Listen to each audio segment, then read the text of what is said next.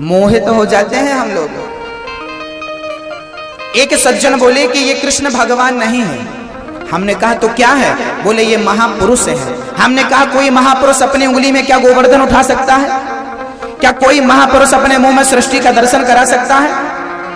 हमने कहा तुम जैसे लोगों के लिए ही भगवान को ये लीला करनी पड़ी ताकि आप जैसे लोग भगवान पर डाउट करें तो इन लीलाओं को देखकर समझ में आए कि ये लीला कोई साधारण महापुरुष नहीं कर सकता जो भगवान ने किया। ये मनुष्यों के वश की लीलाएं नहीं। एक व्यक्ति कुआं में गिर गया। मैया जी जरा ध्यान से सुनिएगा। एक व्यक्ति कुआं में गिर गया। गांव वालों को पता चला कि फलाना व्यक्ति कुआं में गिरा है, तो एक व्यक्ति दूसरा कुएं में उतरने लगा है। किस लिए उतरा? गिरे हुए को बचाने के लिए। जब उतर के वो नीचे खड़ा हो गया तो ऊपर से किसी ने चिल्लाया कुएं में एक नहीं दो गिरे हैं, जबकि गिरा तो एक ही था, दूसरा तो उतरा था। अब बताइए गिरने में और उतरने में अंतर है कि नहीं? बोलिए मेरी माँ। मैया, ओ मैया पीछे वाली, गिरने में और उतरने में अंतर है ना? बहुत अंतर है। एक गिरा था और दूसरा उतरा था गिरे को बचाने के लिए। जैसे गिरने में और उतरने में अंतर है, ऐसे ही हम गिरे हुए प्राणी हैं संसार में, और हम गिरे हुए प्राणी को बचाने के लिए भगवान अवतरित होते हैं, उतरते हैं, इस संसार में आते हैं, कभी राम बन के कभी कृष्ण बन के, और हम गिरे हुए प्राणी को बचाते हैं, भव सागर से पार लगाते हैं। अंतर है ना? भगवान की लीलाएं अद्भुत। थोड़े बड़े हुए भगवान गोपियां शिकायत करने पहुंच गई, मैया तेरे लाला ने मटकी तोड़ी है, माखन खायो है, वत्सान मुंचन क्वचित समय। छोटे छोटे बछड़ों को खूंटे से खोल देता है। आज समय में मैया बोली तो तुम जल्दी से गैया दोह लिया करो। बोले गाय दोहने का समय नहीं होता, तब ये गाय के बछड़े खोल देता, बछड़े पूरा दूध पी जाते। मैया हम तो परेशान हो गई। एक सखी बोली मैया मारी तो मटकी तेरे लाला ऊपर चढ़ के तोड़ दे। मैया बोली अपनी मटकी अंधकार में रखो करो ताकि हमारो लाला देख ना सके। एक दिन सखी बोली मैया मैंने अंधकार में रख के देख लियो मटकी, तेरे लाला के शरीर से ना जाने कैसो प्रकाश निकले कि तेरे लाला के सामने कोई चीज अंधकार में रह ही ना सके, तेरे लाला के प्रकाश के सामने अंधकार टिक ना सके। एक दिन मैया ने सोचा कि मैंने लाला को जो ये मणियों के हार पहना रखे हैं ना, ये चमक रहे होंगे, तो मैया ने उतार दिया, पूरे श्रृंगार उतार दिए माँ को, माँ यशोदा ने। और आज कन्हैया ने कोई भी रत्न नहीं पहन रखा। और आज कन्हैया जब माखन चुराने गए, गोपियां कहती हैं मैया आज तो तेरे लाला ने कछौ ना पहनो, पर तेरे लाला के शरीर से इतना प्रकाश निकले कि आके सामने अंधकार टिके ही ना। माँ ऐसो प्रकाश तेरे लाला के सामने। ये भगवान है, प्रकाश स्वरूप है। भगवान स्वयं प्रकाश देते हैं, अपने प्रकाश से सूर्य और चंद्रमा को प्रकाशित करते हैं भगवान।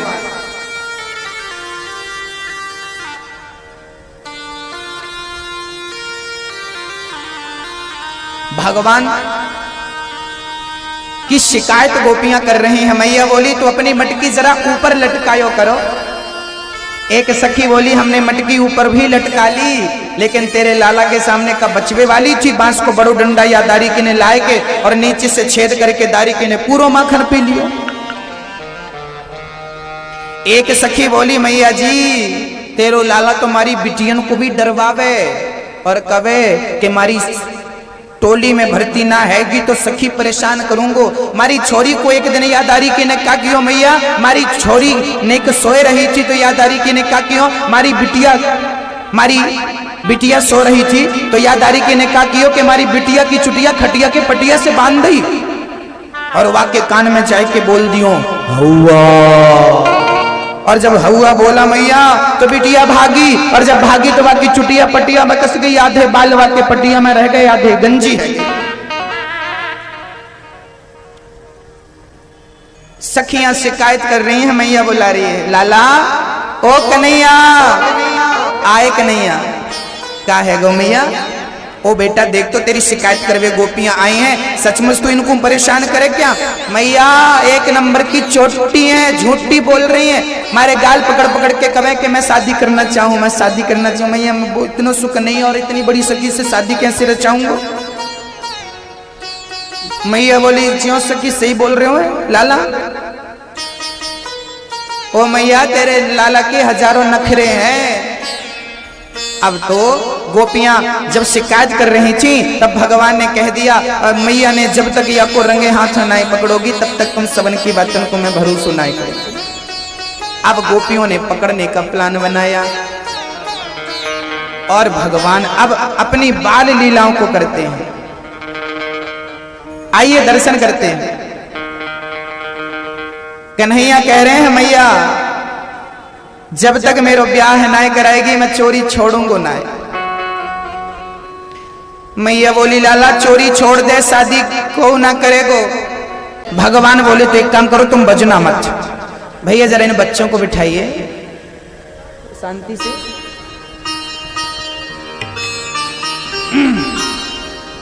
बिठाओ, आप लोग स्वयं बच्चे मत बनो, बिठाओ।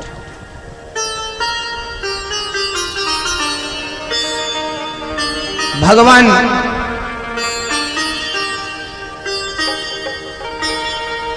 मटकी के ऊपर घंटी बंधी है पर बजेगी नहीं, ऐसा भगवान ने कहा बजना मत।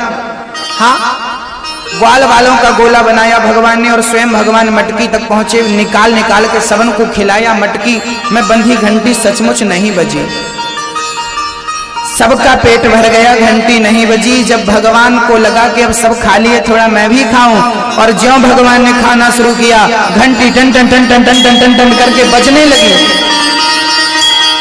घंटी टन टन करके बजने लगी। भगवान ने जल्दी से पूछा घंटी से, अरे घंटी क्यों बजने लगी? मना किया था ना।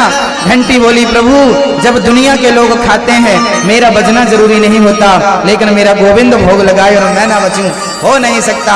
गोपियां आई और कान पकड़ ले। कन्हैया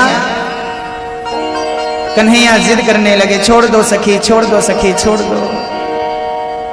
भगवान बोले एक ही शर्त में। गोपियां बोली एक ही शर्त में छोड़ेंगी। क्या शर्त है? भगवान कहने लगे कब छोड़ोगी? गोपियां कहने लगी जब हमें नाच करके दिखाओगे। जगत को नचाने वाला, जगत का पालनहार। गोपियां कह रही हैं मैं छाछ पिलाऊंगी, मक्खन खिलाऊंगी, जरा नाचो। जो दुनिया को नचाता है वो मक्खन के लिए नाच रहा है। अरे मक्खन के लिए नहीं, भक्त के प्रेम के सामने भगवान नाच रहा है, भक्त के समर्पण के सामने भगवान नाच रहा है। और अद्भुत दर्शन, गोपियां नचा रही हैं, भगवान नाच रहे हैं। आगे की लीला में आगे पहुंचाऊं उसके पूर्व आपको सूचित कर दूं, बड़ी खुशी और बड़े हर्ष का विषय है कि कल यहां पर रुक्मणी मंगल है और कल रुक्मणी मंगल के साथ एक गरीब परिवार की बेटी का विवाह भी यहां पर है। कथा के द्वारा एक बेटी का विवाह यहां हो रहा है। आप लोगों के सहयोग से हो रहा है। आप लोगों में से जिन जिन को इस बेटी के लिए कुछ देना हो दे सकते हैं, क्योंकि कन्यादान से बड़ा कोई दान है। और ऐसी गरीब परिवार की बेटियां, मैं ऐसी ऐसी बेटियों का विवाह करता हूं, सौभाग्य मिलता है करने का कि जिनके माँ बाप नहीं होते, जिनका कोई नहीं होता ना, सच कहा है तो उसका ईश्वर होता है। रिक्शा चलाने वाला, मजदूरी करने वाला भला अपनी बेटी के विवाह में इतना सारा खर्चा कैसे कर सकता है? करता भी है तो बेचारा कर्जा लेकर के। क्या आप चाहते हैं कि कोई पिता अपनी बेटी के विवाह में कर्जा ले?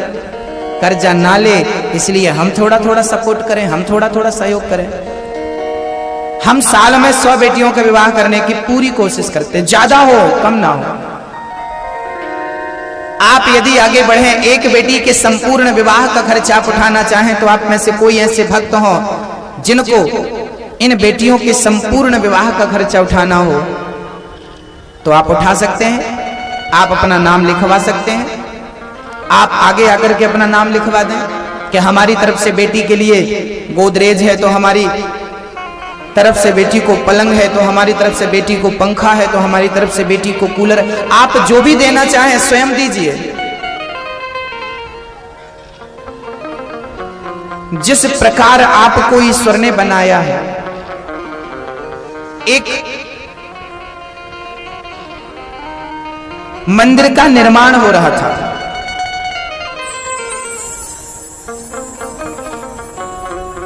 एक मजदूर पत्थर तोड़ रहा था। एक महात्मा जी ने पूछा क्या कर रहा है? बोला मजदूर बोला अंधा हो गया, दिखाई नहीं पड़ता, पत्थर तोड़ रहा हूं। महात्मा ने दूसरे मजदूर से पूछा क्या कर रहा है? बोले परिवार का गुजारा कर रहा हूं, पैसे मिलते हैं पत्थर तोड़ने से। तीसरे मजदूर से पूछा क्या कर रहा है? मजदूर ने बड़ा प्यारा जवाब दिया, मेरी इतनी हैसियत तो नहीं है कि धन देकर भगवान की सेवा करूं मंदिर बनवाने में, लेकिन मुझे भगवान ने शक्ति दी है, अपनी शक्ति से इस पत्थर को तोड़ रहा हूं और मेरे द्वारा तोड़े हुए पत्थर जब मंदिर में लगेंगे तो भगवान मुझ पर कृपा जरूर करेंगे। ये भाव सुनकर संत की आंखों में आंसू आ गए। वाह, एक ही काम तीनों कर रहे हैं पर तीनों का भाव कितना अलग अलग है। काम वही है, काम अलग नहीं है, पर भाव अलग हो गए कि नहीं? काम यही है, बेटियों का विवाह, पर भाव वृद्धों की सेवा के लिए आश्रम का निर्माण भी हो रहा है। इस आश्रम में आप लोग अपने लिए एक रूम बनवाना चाहें तो रूम बनवा सकते हैं। कभी आपके बच्चे आपकी सेवा करें तो बहुत अच्छी बात है, और कभी आपको वृंदावन रहना है तो आप आइए, वहां हमेशा रहिए, उस आश्रम में हमेशा रहिए। अपने भविष्य के लिए कुछ पुण्य करिए, कुछ इकट्ठा करिए। पूरा पैसा बच्चों को मत दे दीजिए, बच्चों को तो अरबों खरबों भी दे दोगे तो कम पड़ेगा। पूरी संपत्ति बच्चों को मत लुटा दीजिए। अरे थोड़ा सा धन धर्म के लिए बचाइए, जिससे आपका अगला जन्म सुधरना है, और थोड़ा सा पैसा बचा के रखिए। बच्चे सेवा ना करें तो वो पैसा किसी आश्रम में देकर कहिए कि हमें यहाँ रहने की और खाने पीने की व्यवस्था मिले। आपके थोड़े से धन में ही आपको जीवन भर की वहां व्यवस्था है। जो सेवा बेटे नहीं करेंगे वो सेवा आपकी ये दास करेगा। बहुत सारी माएं हैं जिनके बच्चे घर से निकाल चुके हैं। ऐसी माओं को हमें रख करके उनकी सेवा करना है, उनके भोजन की, उनके रहने की व्यवस्था करनी है, और ये सारे अच्छे काम आप लोगों के सहयोग से होने हैं। एक बार कुछ बच्चे एक वृद्ध के पास गए और कहने लगे कि हमें चंदा दे दो। बूढ़े व्यक्ति ने बिगड़ते हुए कहा कि जब देखो चले आते हो चंदा मांगने, ठेका लिया है? उन बच्चों में एक बच्चा बड़ा समझदार था और उसने गजब का जवाब दिया, दादाजी भगवान ने आपको देने के योग्य बनाया है, इसलिए आपके पास आते हैं। योग्य ही नहीं बनाया होता तो हम आपके पास क्यों आते? ये खुशनसीबी है कि हम सेवा करने के लायक हैं, और होकर भी ना करें तो फिर तो पापी हैं हम। आप में से सभी माताएं और भक्त, दादाजी जिस योग्य आपको ईश्वर ने बनाया है, अपनी योग्यता के अनुसार 10,000 11,000 देने के लायक बनाया है, तो इस अच्छे काम में यदि आप 11,000 का दान कर देंगे बेटी के लिए तो आप महान कहे जाएंगे।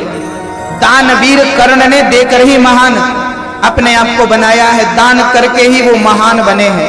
हरिश्चंद्र ने देकर ही अपने आप को महान बनाया है। लेने वाले तो बहुत हैं, लेकिन बेटियों को, इन गरीब परिवार के बेटियों को देने वाले बहुत कम हैं। और आप लोग यदि थोड़ा थोड़ा सहयोग करेंगे तो इन बेटियों का विवाह बहुत अच्छे से हम और आप कर सकेंगे। बेटी को कितना दिया जाए, आज तक किसी पिता ने यह नहीं कहा कि बेटी के विवाह में कितना खर्चा आता है, बेटी के विवाह में कितना खर्चा आता है, आज तक ये बात कोई कह नहीं सका, ना कोई जान सका। जितना दे सको। कल आप लोग इस बेटी के लिए अपने अपने घर से वस्त्र लेकर आएंगे, बर्तन लेकर आएंगे, सोना चांदी लाना हो तो लाइए, स्वयं अपने हाथ से उसे दीजिए, मुझे मत दीजिए। कल आप स्वयं उस बेटी के लिए लाइए और उसे दीजिए। कल यही मंडप पर उस बेटी का विवाह किया जाएगा। अभी उसके घर में जो रीति रिवाज हैं वो चल रहे हैं। कल बारात लेकर यहाँ उपस्थित होंगे, उनका सुंदर ढंग से विवाह हमें और आपको देखने और करने का सौभाग्य मिलेगा। कुछ भक्तों ने इस अच्छे काम के लिए धन आगे बढ़ाया है, दान दिया है। और याद रखना भक्तों, पिता जब मरता है तो मरने के पहले एक वसीयतनामा तैयार करता है, ये संपत्ति फलाने बेटे को, ये संपत्ति फलाने बेटे को, ये फलाने बेटे को। पिता मरने के पहले जिसको जो लिख कर चला जाए